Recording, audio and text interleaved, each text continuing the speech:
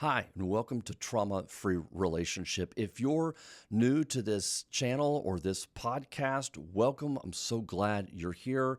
If you've listened before, welcome back. My name is Tom Philp, and I've been working with couples for decades to help them break those painful patterns that keep them stuck so they can communicate better, repair more quickly, and stay connected longer. Okay, now I'm really excited about this episode today because it's something that I haven't actually ever talked about, but that is beginning to emerge more and more in the literature. And that is we're going to talk about the butterfly effect and relationships. Now, the butterfly effect comes straight out of chaos theory. Now, don't be turned off by that. We're not going to get deep into the theory woods today. But essentially, the idea is this: small things, small moments, small gestures can have big results in life and in our relationships. And so we're going to dive into this a little bit today and talk about what does that actually mean? How do small moments lead to big changes in our relationship? Well, let me start by asking you this. Have you ever noticed how a tiny comment, right, positive or negative, can actually change the emotional direction or emotional climate in your relationship? My guess is if your partner said something to you and it felt a little bit negative, it feels deflating. Or if they've said something that feels encouraging and positive, that feels uplifting. And sometimes those tiny little moments can actually make big changes. Now, if we take those tiny moments and we start stacking them on top of each other, imagine the kinds of changes that can occur in our life and in our relationship. So, whether it be a sigh, or maybe a delayed text, or a warm smile, a gentle touch, these kinds of little things can actually amount to big stuff in our relationship, big changes, and way more positive feelings towards our partner and towards our relationship. John Gottman, the famous couples researcher, talks a lot about negative sentiment override. So what he says is there's actually a ratio of 5 negative interactions for every one positive interaction. If that ratio is out of order or disordered or messed with, then what happens is we tend to view our partner and our relationship more in negative terms. But the inverse happens as well. So if we have 5 positive interactions for every one negative interaction, then what that does is that maintains a more positive attitude towards our partner and a more positive view towards our relationship as a whole.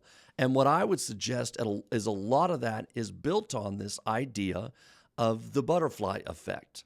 And that is where a butterfly flaps its wings, say in South America, and it causes a tsunami in North America. Now, I know that sounds kind of outrageous, but you get the idea behind it, right? That there's a small little incremental effect that happens far away that could change the wind currents, that could build on itself, that could then overlap with the heat coming down or the heat going up in the ocean that starts swirling things and so on and so forth. And you kind of get the idea from there. That's the famous example of chaos theory, is that these small little changes that almost feel unnoticeable can create big effects in our relationship and in the world in that particular example. So the butterfly effect is, how do we start interacting with our partner, and how do we notice the little things that happen, the little ways they might show up for us, the little ways they encourage us, the little positive comments, or inversely, right, the sighs or the eye roll or other things that actually might do the opposite. It deflates us. It moves us away. It's a negative interaction. It feels defensive and hard when our partner is in that place and they're not showing up for us in a more soft, gentle way. When these kinds of things happen, they can actually have big impacts on our relationship. Think about this. Think about how you're talking to your partner one time, and maybe they sighed or rolled their eyes or immediately interrupted. Now, think about how you felt, not just in that moment, but how you might have felt even hours afterwards. I know we talk a lot about the rupture repair process in trauma-free relationship, and that's because it's so essential and crucial to our relationships. And the idea behind it is this: if we're connected to our partner and then we have some kind of rupture, now we're disconnected. And our whole goal is to figure out how do we come back and repair that disconnection and get back to a place of connection. And small moments matter more than huge, big gestures. And so those small moments can add up over time. And if we can become upset and dysregulated and disconnected, and it kind of deflates us, and that might last for hours. In some cases, with some couples, it can even last for days if the rupture is significant enough. If that can discombobulate our relationship so much, think about what the little things can do to not only repair, but to be able to maintain that sense of connection so that over time we have better repairs and stay connected longer and less ruptures in the first place. So small moments can create disproportionately large outcomes over time in our relationship. I think that's more or less the thesis I'm trying to present today, if you will. This butterfly effect, that small changes can actually create bigger outcomes than we realize or recognize in our relationships. So let's drill down just a little bit on this idea. So chaos theory, basically what it does is it studies complex systems, right? If you're listening to this channel at all, you know that I very much view relationships through many different lenses, but one of them significantly is a systems lens, meaning that I don't see partners as a collection of individuals. I see them as a system with feedback loops, and how one partner responds to the other partner affects the other partner's response that then feeds back to the first partner's response. And this can either be virtuous cycles, meaning they can get caught up in ways that really connect them. And again, these small moments that actually create disproportionate connection and safety and trust over time. Or it can obviously create ruptures and break down that sense of connection. But that system is absolutely vital, and that feedback loop is too. So chaos theory does the same thing. It studies complex systems that are highly sensitive to small changes. You come in from work, something exciting has happened. You walk into sort of a chaotic environment. The kids have not been great that day, and your partner's been home taking a day off or whatever because of one of the sick kids, and they're frustrated and they're tired and they feel behind already. And all of a sudden, that environment completely shifts the way you feel. Now may not be the time to burst into the house and say, "You're not going to believe what happened to me today. This is so exciting." You can feel the temperature, and you can gauge that temperature, and that can create changes inside you. And so what happens then, you sort of go quiet, you feel deflated. Now your partner, sensing that you're more reserved or maybe a little more standoffish than usual, she or he might interpret that as, "Oh, well, they're upset with me in some way. Great, one more thing I have to deal with today. In addition to everything else, now my partner's upset with me." So they're even more stern, or they're more standoffish. And then you're thinking, "Well, why didn't my partner even ask about my day?" And you can see how this creates a feedback loop. Now, this is a negative example of it, but this is what chaos theory sort of does, right? It studies these complex systems that are highly sensitive to small changes. Those systems have outcomes that can be unpredictable. And tiny variables can matter enormously. Now, let me paint you a picture in the opposite direction. You come home, you're excited, something positive happened that day. Your partner, who's tired and frustrated, greets you at the door with the usual kiss and hello. And even though you sense that they're tired, that small gesture and small routine that you guys normally have is enough to say, hey, it looks like it's been a crazy day, but can I share some news with you? And she's like, well, yeah. Or he's like, well, yeah. And you're like, well, this happened to me today, and it's so exciting. And for a moment, it lifts them up. Oh my gosh, sweetie, that's so great. That's wonderful. I'm so happy for you.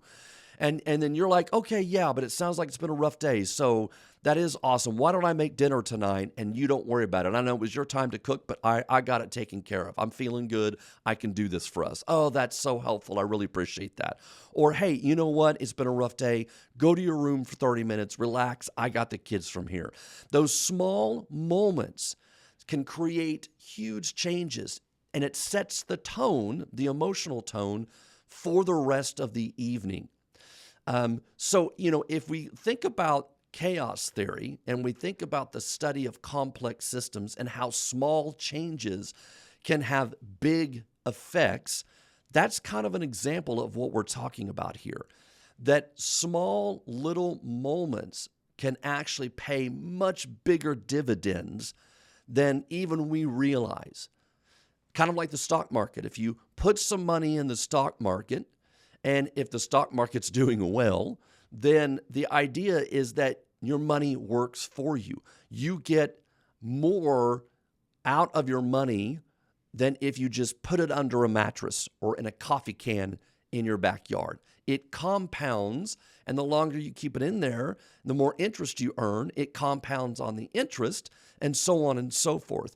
And that's a little bit about what we're talking about here in some sense too, is that these small moments, a small touch on the arm, softening during an argument, these can create really big effects that sometimes even the couple can't predict and can't even explain. All they know is, hey, we had a repair. We got through that. That was something different for us. This feels really good. How did we do that?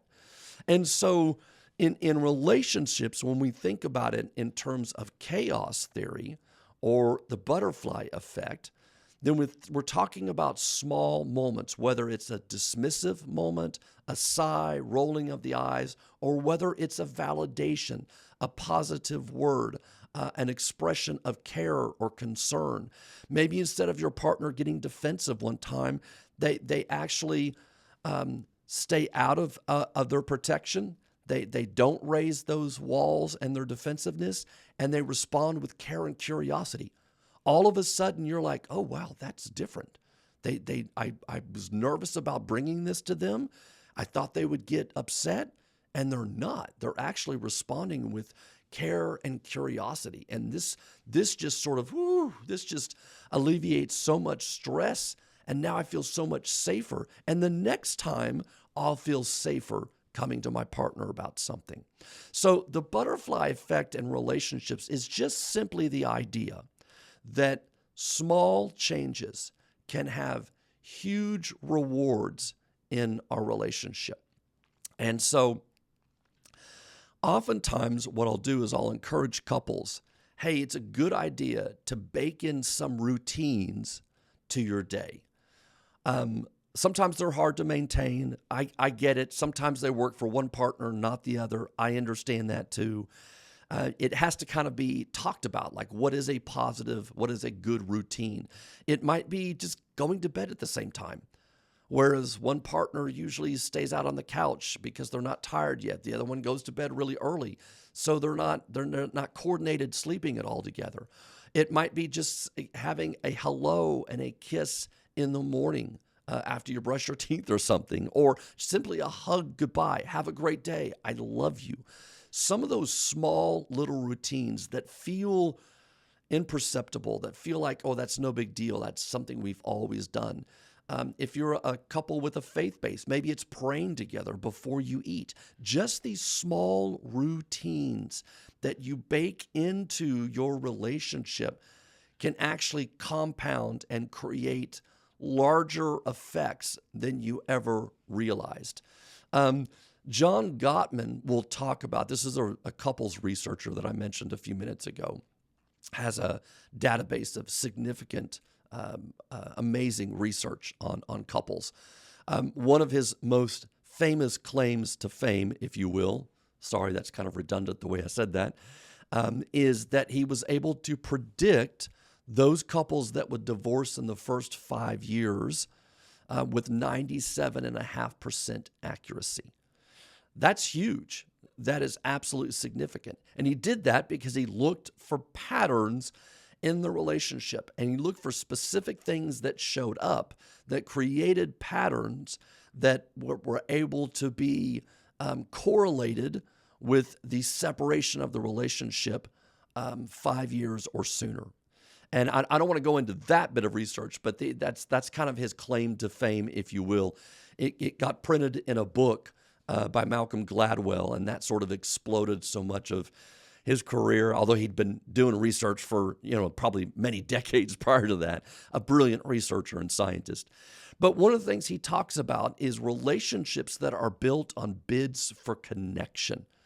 And what he means by this is that when your partner comes to talk to you about something, whether it's about carpooling, the kids, the schedule, something that happened during their day, at work, whatever the topic is, it's not always about the topic. It is a bid for connection.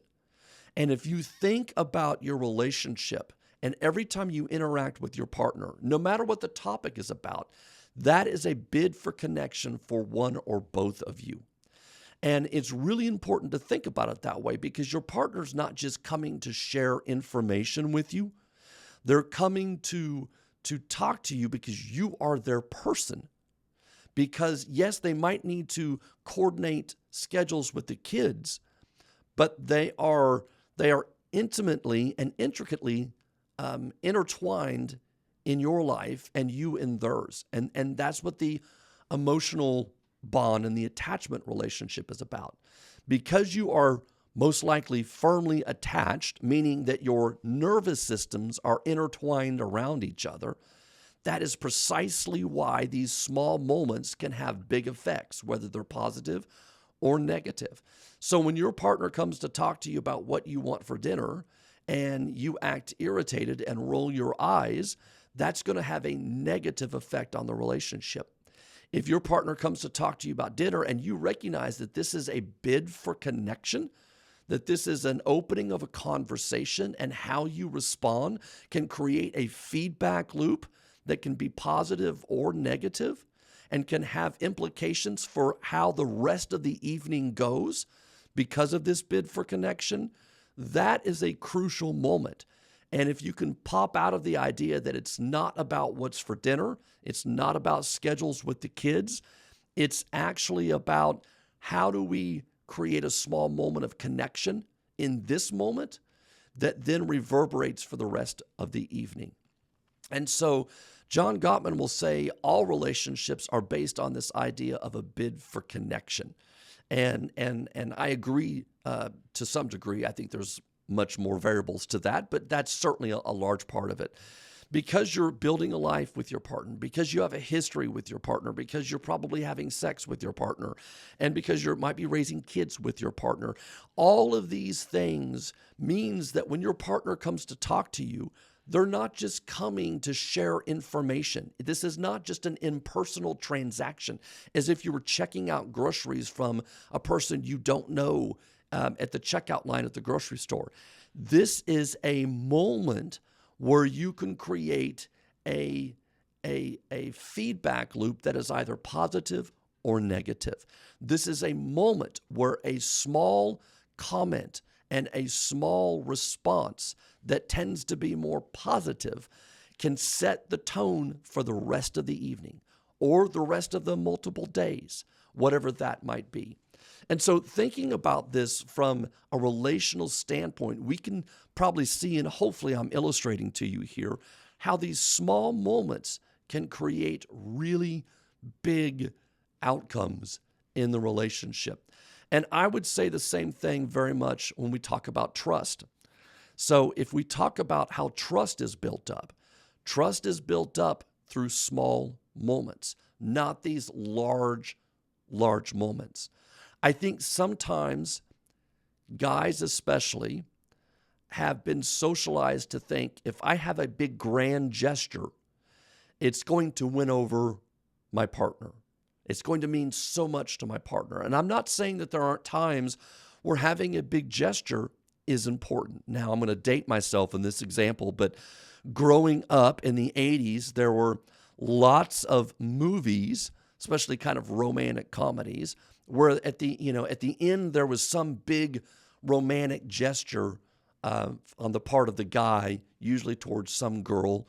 A lot of them followed the theme where, the girl of their dreams was actually right in front of them the whole time, but they didn't see it. They were actually after some sort of beauty queen that, they really weren't compatible with at all. And towards the end, they kind of wake up and realize that their best friend, the person they really love the most, has been with them the whole time. And then they have some kind of grand gesture to convince that person that now their eyes are opened and they fully see what's been happening when she or he have been dropping those hints. And you can just name probably 5 or 6 movies. But one of them that certainly stands out is John Cusack. At the end of, I forget the movie right now. At the end of the movie he's in, he's got his what was called a ghetto blaster, which is like a battery-run radio with speakers, and he's standing outside the house of the person he loves, and she's inside the room, and he's blaring this song as loud as he can, holding the ghetto blaster, the tape recorder. It was really big. It had 2 big speakers on it at the time, right above his head. And there was sort of this big grand gesture. And so when I talk about, how trust is built, it's not built on these big grand gestures. Trust is built in the little moments where your partner comes to you and you don't get defensive. Your partner comes to you and you're a soft place to land. Your partner shows up for you and it's a gentle, reassuring touch that all of a sudden alleviates some of her fear and makes her feel better and feel safer and makes her feel like she's less alone. It's these moments when you give your partner a hug and he feels like he's no longer alone fighting all of the battles in his world. It's these kinds of things that matter the most. These small incremental moments that have these large compound effects in the relationship. And so trust accumulates through these repeated emotional, reliable moments. And chaos theory is one way to think about that, right? These small little moments are like drops in a bucket. And after a while, when the faucet's been running and it's drop after drop after drop, that bucket can get pretty full. And that bucket of trust can be hard to pick up and hard to carry because there's so much trust in it. And it might take 2 people actually to pick up that bucket and not just one person, because over time, the drops of trust, the small moments, have been built up over and over and over. And as a result, there is this compound, multiplied effect that amounts in the relationship. And so, from a physiological standpoint, those small moments resonate in the body and they get stored in our memory centers. And it builds up a sense of safety and security in the relationship. And our body then relaxes around our partner because it feels safe and it feels like it can come to our partner and make a bid for connection because it's safe to do so, because there's a repeated pattern of being able to show up for each other and create positive loops, not the more negative loops that we sometimes see in our ruptures and those vicious cycles that we talk about as well. So when we talk about the butterfly effect in relationships, what I want you to take away from today is the idea that small things make a huge difference, and it may not seem like it at the time. One of the things I talk to a lot of my couples about is, if you're trying something new, there's a lag effect. You can't try, okay, I'm gonna not get upset and I'm gonna try to listen non-defensively to my partner. And then you try that once and it feels like your partner didn't respond the way you wanted to, and then you go, okay, well, I'm not doing that anymore. Next time all I got is criticized and blamed, and man, I'm not putting my guard down anymore. That clearly doesn't work. And it's like, well, you can't do that. You can't just do it once. You have to try it again and again because there's a lag effect. But that butterfly flapping its wings will eventually create air currents that will reverberate to much larger outcomes. And if you show up the next time and you're listening non-defensively, all of a sudden it might hit your partner in a different way. Well, now you've got the makings of a butterfly effect in your relationship. Now you've got the makings of something's different. She notices, wow, this is the second time I've talked to my partner and they're not getting defensive. This feels so much more relaxed. I don't need to be so critical. I don't need to blame. I feel more heard. I feel more understood. This feels fantastic. And so they start to relax and they start to feel safer in showing up and making a bid for connection. So little things can have a big effect in our relationships. And relationships are shaped less by these grand declarations than they are by repeated emotional moments, and especially if they can become a routine. A kiss hello in the evening, a kiss goodbye in the morning, eating dinner together, maybe at the table, small moments, sitting on the couch together at the end of the day, having a chat when the kids are in bed and the house is finally quiet and you can finally actually think. These small routines, these small moments can have tremendous impact on the relationship. So don't think about, going home and getting a dozen roses. Not that that's not nice, don't get me wrong, or that your partner might not appreciate that. But think about, what small thing can I do tonight in my relationship that can have a consistent impact over time for my partner? Because the small things are what build trust, and the small things have huge impacts in our relationship that increases a sense of connection, creates less ruptures, and ultimately deeper, stronger connection.